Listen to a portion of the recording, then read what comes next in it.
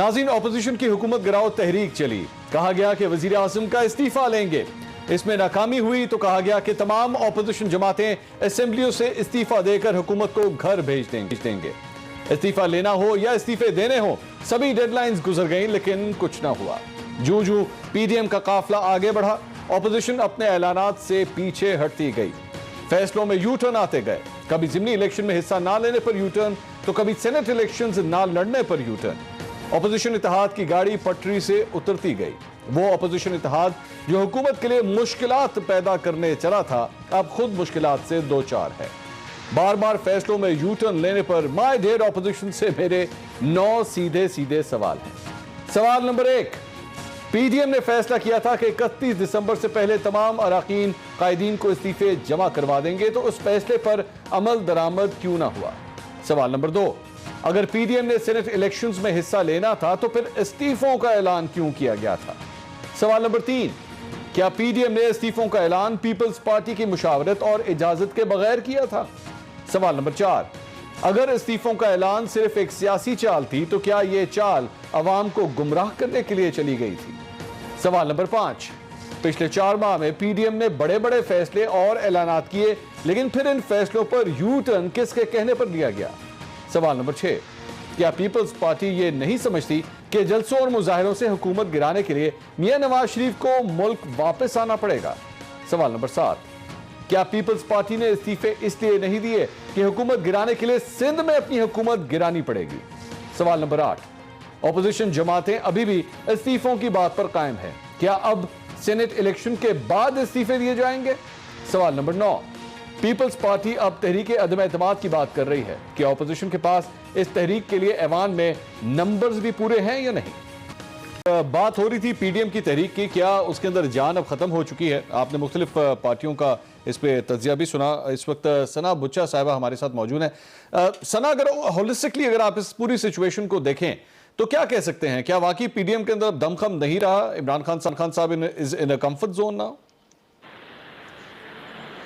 देखें, कल 8 बजे के बाद तो मुझे लग रहा है कि शायद मैं उस मुल्क में नहीं रहती जिसमें खान साहब रहते हैं। उस मुल्क में शायद वो अकेले ही रहते हैं और वही चंद लोग जिन्होंने उनको फ़ोन किया था वही उनके साथ रहते हैं। दूसरी बात यह कि सवाल का जवाब देने के लिए इंसान का जवाबदेह होना ज़रूरी है, जवाबदेह समझना अपने आप को ज़रूरी है। खान साहब किसी को जवाब दे नहीं सकते। अगर आप देखें तो कल किसी ने उनसे सिर्फ इतना सा सवाल पूछा, आप पे तो एनआरओ का एक है, लेकिन एक ब्लैक एंड व्हाइट टीवी पे अचानक से रंग आ जाते हैं, तो फिरदौस आशिक अवान और शेख रशीद साहब पर शुक्र, क्योंकि अदरवाइज वो बिल्कुल ब्लैक एंड व्हाइट नैरेटिव में थोड़ा सा रंग डाल देते हैं, क्योंकि वो तो एक ही बात कर रहे हैं। अब सुन के भी बोर हो। अब जो कल हमने गुफ्तगू सुनी, उनसे किसी ने सवाल किया कि आपका वजन माशाल्लाह आप इतने फिट हैं, तो वो कैसे हैं, तो उन्होंने कहा कि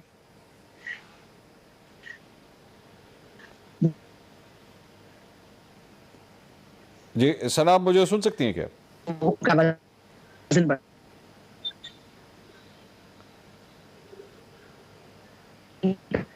जी हम सना से गालिबन दोबारा राब्ता करने की कोशिश साथ मौजूद है। सना, डिस्कनेक्ट हो गया था। आप अपनी बात कर रही थी, पीडीएम का जिक्र हो रहा था, आप इमरान खान साहब की फोन कॉल्स का जिक्र कर रही थी। हमारा अपना और राब्ता डिस्कनेक्ट हो गया था। जी बताइए। जी बस वो राब्ते आपको पता है आजकल कैसे हैं, डिस्कनेक्ट ही हो जाते हैं। अच्छा, मैं ये फरमा रही थी कि देखिए, मुबहम एक लफ्ज़ है, बड़ा खूबसूरत उर्दू ज़बान का एक लफ्ज़ है मुबहम। मेरा ख्याल है पाकिस्तान डेमोक्रेटिक मूवमेंट को अगर मैं इस लफ्ज़ में डिस्क्राइब कर दूं तो ठीक होगा। मतलब इनकी ना कोई प्लानिंग है, ना इनको पता है कहाँ जाना है। इनमें से किसी को नहीं पता। एक थोड़ी सी मोमेंटम बिल्डअप हुआ तो सब जरा बहुत ही इमोशनल हो गए, लेकिन प्लानिंग कहीं पे भी किसी स्टेज पर भी नहीं थी। जब इस्तीफों का इन्होंने जिक्र किया तब इनको ये मालूम नहीं था इस्तीफे देंगे कब। एक दावा पूरे करने के लिए इतनी बातें सबने की, बिलावल ने की, मरियम साहिबा ने की, खान साहब की अपना गुफ्तगू सुन लिया। ना वो बात कर रहे हैं कि उन्होंने कोई जोड़ तोड़ करनी है, ना वो इसके हक में है कि कोई गलत बात की जाए, कोई निज़ाम से, कोई कॉन्स्टिट्यूशनल से हट कर कोई बात की जाए। तो जब आपने खुद ही सारे तमाम दरवाजे जो इस सियासत में खुले रहते हैं उनको आपने खुद ही अपने आप पर बंद कर लिया, तो मुझे नहीं समझ आ रही कि खान साहब का इंतजार कर रहे हैं कि एक दिन खान साहब किसी की फोन कॉल पे उठ के चले जाएंगे। तो मेरा ख्याल है फिर नहीं, what should they do sir, फिर क्या करना चाहिए। आई मीन मेरे ख्याल में क्या वो दे बेसिकली डिसअपॉइंटेड के फिगर्स नहीं हमारे पास अच्छे आए, नंबर नहीं निकले बाहर। देखें इनका मौकफ यही था जब हम मंसूर मैं और आप इनसे पूछते थे तो आप ये सड़कों पर क्यों आ गए हैं कि सियासी गुफ्तगू है, आप पार्लियामेंट में अंदर कीजिए, आप आपस में बात कीजिए, अवाम के सामने आपने ये सारा मतलब क्यों अवाम के ऊपर मलबा गिरा दिया है, अवाम के पास आप लोग क्यों जा रहे हैं? मसला ये है कि उस वक्त कहते थे कि हम तो जमहूरियत पार्लियामेंट तो है नहीं, पार्लियामानी तरीके तो वजह नहीं हो सकते, हम इनको प्रैक्टिस नहीं कर सकते, इसलिए हम सड़कों पर आ गए। अब ये कह रहे हैं जी सड़कों पर फैसले नहीं हो बस पार्लियामेंट में चले जाते हैं। पार्लियामेंट में कहते हैं इनके पास नंबर्स नहीं है। इनको देखें, इनको सबको पता है कि क्या होना है, मगर मेरा ख्याल है पाकिस्तान पीपल्स पार्टी के जो कुंडी साहब हैं, कल उन्होंने जो गुफ्तगू फरमाई है 25 और सेनेटर्स की, तो मेरा ख्याल है ये कोई हवा का बम नहीं है, उनके पास डेफिनेटली नाम भी हैं। हमें भी हमारे अपने सोर्सेज बताते हैं कि कुछ नाराज अरकान हैं जो क्रॉस करना चाहते हैं। अब नून लीग उनको किस हद तक वेलकम करेगी ये देखना पड़ेगा। पाकिस्तान पीपल्स पार्टी का मौक़िफ़ शुरू से बड़ा क्लियर रहा है। मेरा ख्याल है वो खेलते भी हैं और खेलने देते भी नहीं, तो यही वतीरा वो अपनाए हुए हैं। तो मेरा ख्याल है बहुत क्लियर कट इनको कॉन्स्टिट्यूशनल भी और अनकॉन्स्टिट्यूशनल वेज इनको पता है इनको क्या करना है हुकूमत को भेजने के लिए, लेकिन वो नहीं करेंगे, ये नहीं करेंगे, इसलिए बोलना भी छोड़ दें। अब कौन नहीं करेंगे? नून लीग नहीं करेगी?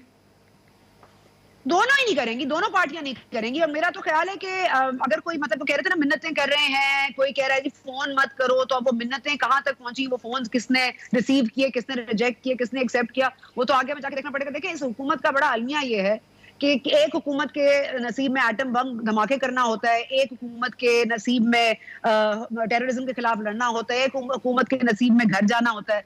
तो इस हुकूमत के साथ बेचारे के साथ तमाम तर चीजें हैं, तमाम तर चीजें साथ चल रही हैं। चीनी माफिया आपके पास है, चोर आपके पास हैं, आपके पार्लियामेंट में लोग आपके पास है, आपके अपने साथी आपके साथ नहीं है, आपके इत्तेहादी आपके साथ नहीं है, लेकिन on the surface everything seems to be fine.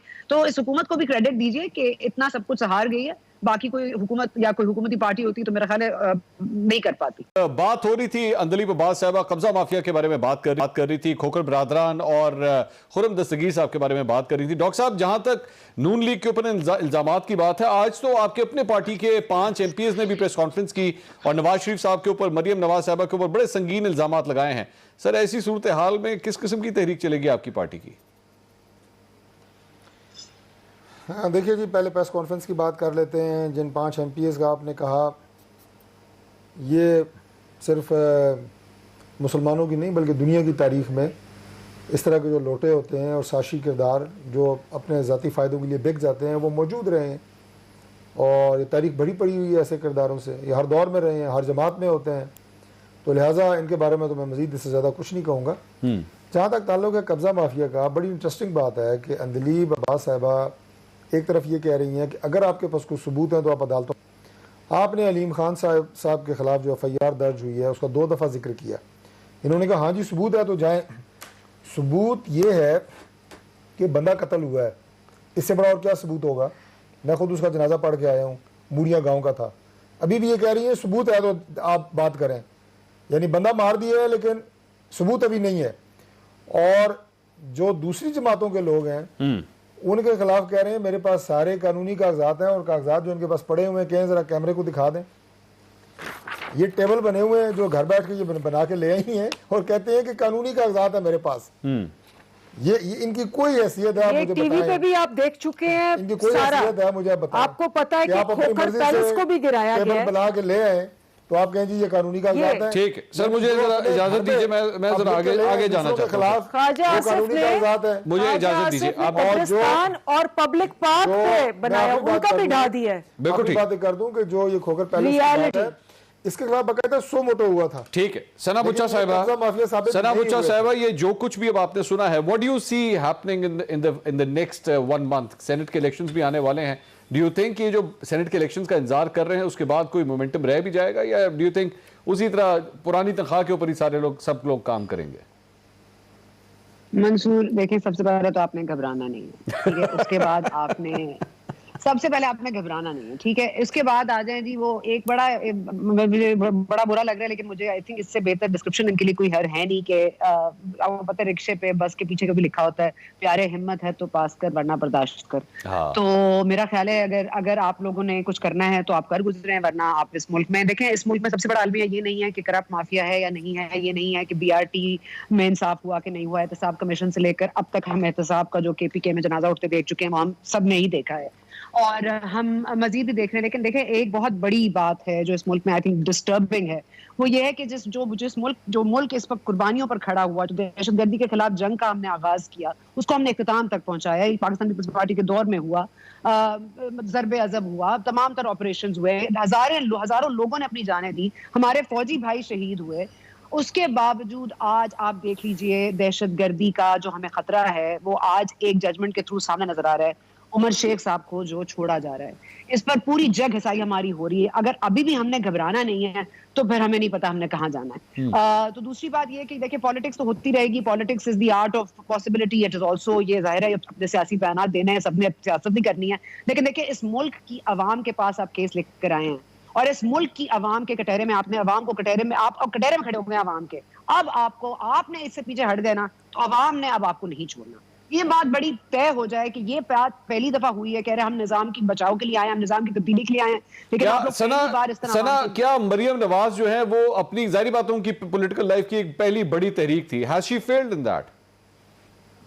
I don't think so. मैं मरियम नवाज शरीफ साहिबा को बिल्कुल फेलियर नहीं समझती, बल्कि मैं समझती हूँ कि उन्होंने बहुत जगह पर वो फतेयाब हुई हैं और आगे भी इंशाल्लाह अगर अल्लाह ने चाहा तो, और अगर उनकी हिम्मत रही तो जरूर होंगी। लेकिन देखिए, बिल्कुल ये देखें, प्रेशर टैक्टिक था, ये बिल्कुल एक प्रेशर टैक्टिक था। ये अवाम के पास जाना, शहर शहर जाना, लोगों को इकट्ठा करना, इधर उधर की बातें करना, पास हिस्ट्री को दोहराना, ऐसी ऐसी बातें करना, नाम ले लेके बातें करना, it was a pressure tactic. बहुत शुक्रिया।